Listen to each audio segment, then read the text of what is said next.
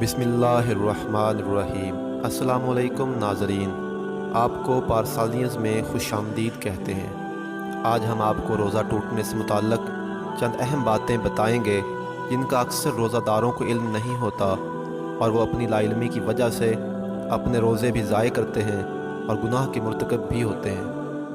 नाज़रीन, अक्सर हमारे यहाँ जो लोग सहरी के वक्त देर से उठते हैं वो वक्त पर सहरी नहीं खा पाते और फजर की अज़ान शुरू हो जाती है।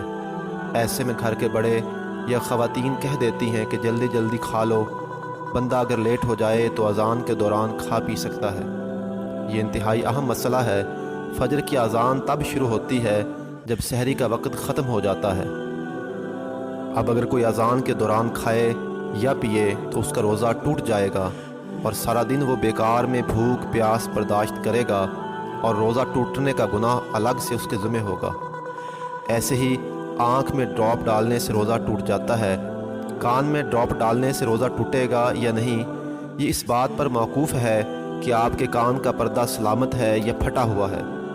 अगर पर्दा ठीक है तो रोज़ा नहीं टूटेगा और अगर पर्दा फटा हुआ है तो रोज़ा टूट जाएगा।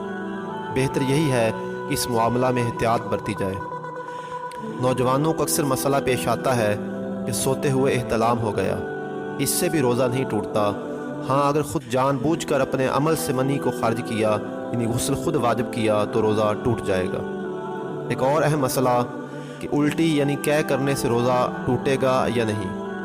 नाज़रीन, कै करने से रोज़ा इस सूरत में टूटेगा जब ये 3 शर्तें पाई जाएं। नंबर 1, रोज़ा याद हो। नंबर 2, कै जानबूझकर की जाए। नंबर 3, कै मुँह भर के हो। अगर इनमें से कोई भी एक शर्त मिसिंग हो यानी मौजूद ना हो और 2 शर्तें पाई जाएं तो रोज़ा नहीं टूटता। रोज़े के टूटने के लिए इन तीनों शर्तों का बैक वक्त पाया जाना ज़रूरी है।